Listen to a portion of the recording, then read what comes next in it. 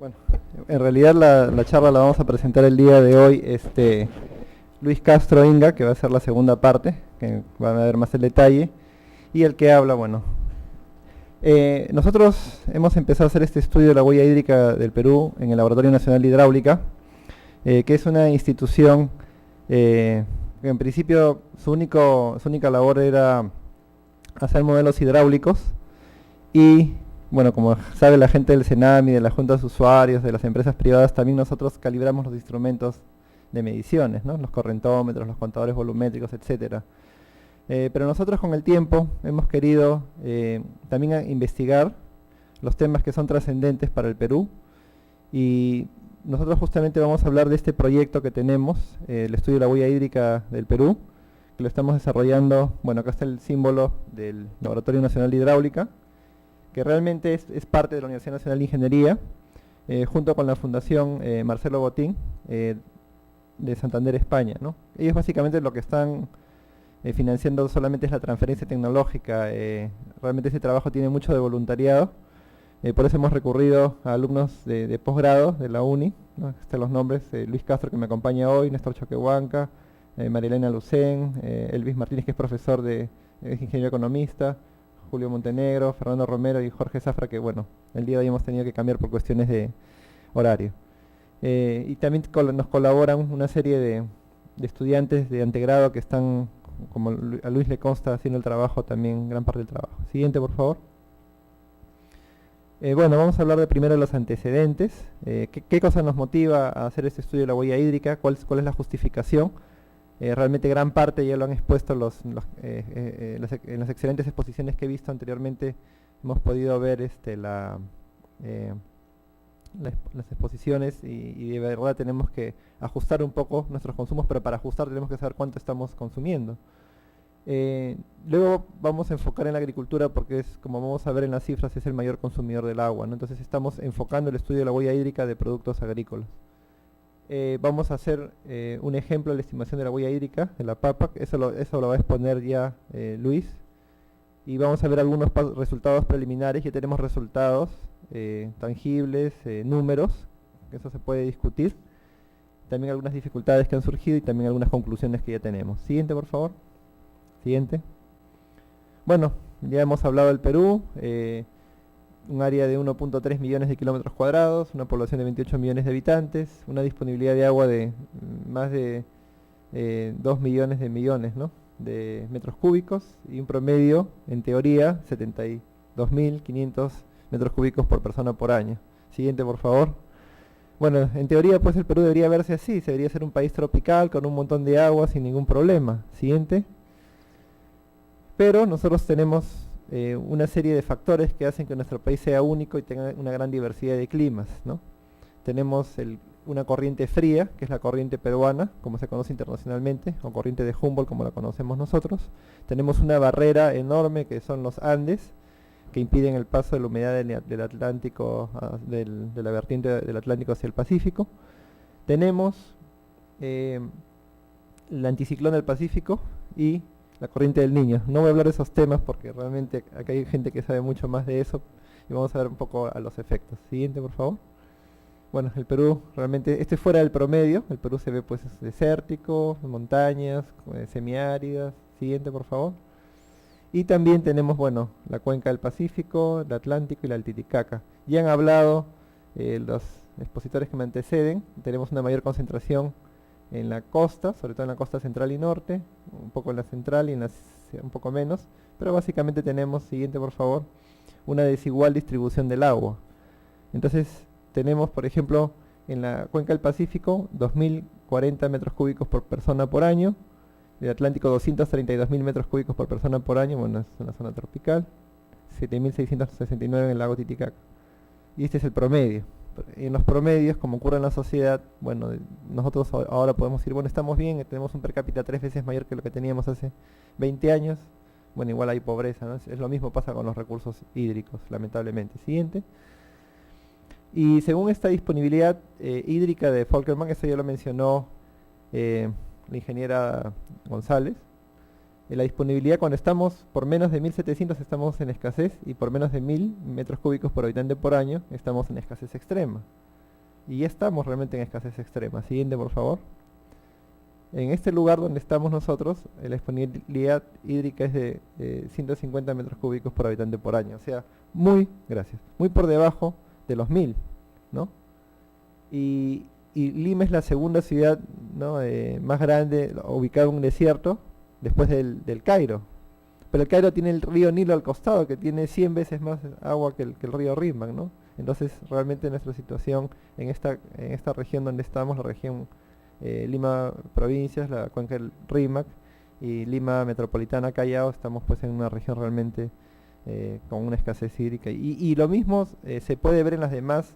Si estamos en 2000, digamos, metros cúbicos por habitante por año en promedio, hay regiones, bueno, ahí, que en fin, hay una serie que está, como lo mencionó el doctor Leslie anteriormente, y hay 12 lugares que ya tienen el mismo problema, ¿no?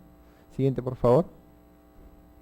Bueno, acá se estaba hablando que si no se planifica el crecimiento tenemos escasez de agua. Según esta clasificación ya tenemos escasez de agua. Hay gente que habla del 2025 como un número, como una fecha en la cual vamos a estar en problemas. Y en teoría estamos en problemas, aunque realmente quizás la mayoría de los limeños o los que vivimos en Lima no lo sentimos, ¿no? Pero de hecho que si vamos a la periferia de la ciudad, las personas sufren por falta de agua y ellos pagan mucho más que nosotros por el agua, ¿no? Por un producto de mala calidad, además. Siguiente. Bueno, vamos a pasar un poco, simplemente acá siempre vemos que el uso agrícola es muy intenso en la cuenca del Pacífico, en el Amazonas mucho menos y en el Titicaca menor, ¿no? Siguiente, por favor. Pero en resumen, el uso agrícola es el 80% del uso del agua, entonces cualquier mejora que hagamos, tenemos que enfocarlo a reducir el consumo de agua, no solamente digamos para reducir el consumo de agua, sino también para poder de repente expandir, de repente usamos lo mismo, pero podemos expandir la frontera agrícola, ¿no? Siguiente, por favor. Siguiente. Y las proyecciones, por ejemplo, del agro, son, por ejemplo, en el año 2009-2010 la superficie sembrada era 2.050.000 hectáreas. Y se proyectan 100.000 más para el periodo, se proyectaron 2.000 más, o sea, 100.000 hectáreas más para el periodo 2010-2011, según la encuesta del Ministerio de Agricultura, intención de siembra. Siguiente, por favor. Y esta era la intención de siembra para este año, ¿no? El arroz, maíz amarillo duro, papa, cebada, grano y yuca, ¿no? Entonces, nosotros justamente nos vamos a concentrar en la papa, y de hecho que también en los cultivos de exportación. Siguiente, por favor. Quería simplemente que en el Perú hay un boom exportador y realmente el crecimiento económico del Perú, claro, en gran parte sabemos que se debe a la actividad extractiva minera, ¿no? Y el procesamiento en parte. Pero como vamos a ver en las siguientes cifras, también hay un boom exportador agrícola. Realmente esa es una buena fuente de ingresos de muchas personas. Siguiente, por favor. Y podemos ver que en el 90 se exportaban 60 millones de dólares americanos y en el 2009 se exportan 1.200 millones de dólares americanos. Comparando con Estados Unidos exportamos más, claro, ellos tienen mucho consumo interno, ¿no? Y en el año 90, bueno, hubiera una nueva constitución, nuevas leyes que permitieron todo este crecimiento, ¿no? Y el Perú tiene una gran ventaja, la variedad de climas, que permiten el crecimiento de una gran variedad de productos agrícolas todo el año. Y en la costa además tenemos, bueno, temperaturas que no fluctúan demasiado, tenemos bueno, un clima desértico que impide la propagación de plagas, etcétera, ¿no? Entonces, siguiente, por favor. Y acá podemos ver cómo ha crecido el área, por ejemplo, de cultivo de espárrago, ¿no? En el año 80 al 2008. La fuente es, bueno, original es el Ministerio de Agricultura del Perú, pero esto ha sido preparado por el Departamento de Agricultura de los Estados Unidos, ¿no? Como una especie de análisis que está pasando en el Perú, ¿no? Este es un boom de una especie de oro verde, ¿no? Tenemos que ver, o sea, lo que está ocurriendo es que está creciendo, los cultivos de exportación están creciendo enormemente y tenemos que ver bien cómo usamos ese recurso, ¿no? Siguiente, por favor. Entonces, y bueno, también la ingeniera González habló de los conflictos, ¿no? Hay conflictos por el tema del uso del agua, porque hay gente que siente que no está recibiendo lo que debe recibir. Y todo esto nos lleva a pensar, siguiente por favor, en que tenemos que analizar qué ocurre con el agua que usamos. ¿Qué es lo que está pasando con el agua que usamos? Finalmente, qué estamos produciendo, cuánto estamos produciendo y cuánto nos da esto. Entonces, siguiente por favor.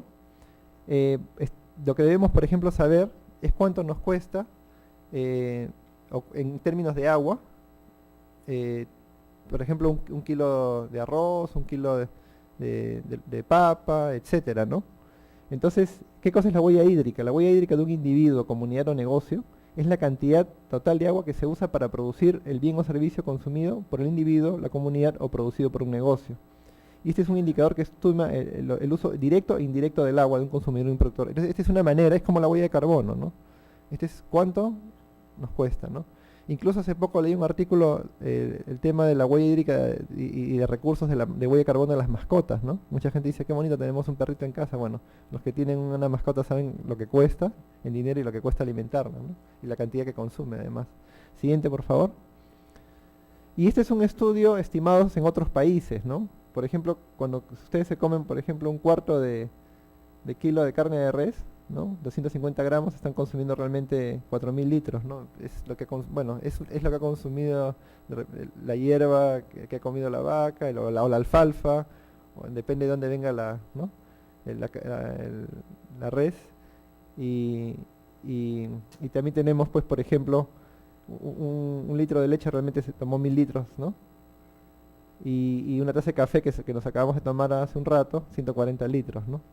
Estos son datos generales que han sido tomados de esta página web. Ustedes pueden ir, waterfootprint.org, pero siendo el Perú un país con tanta variabilidad climática, lo que hemos querido es ver, pues, si efectivamente tenemos otros productos. Además, el Perú es un país muy rico en productos y tenemos diferentes lugares donde se siembra y tenemos diferentes evapotranspiraciones, tenemos diferentes datos meteorológicos.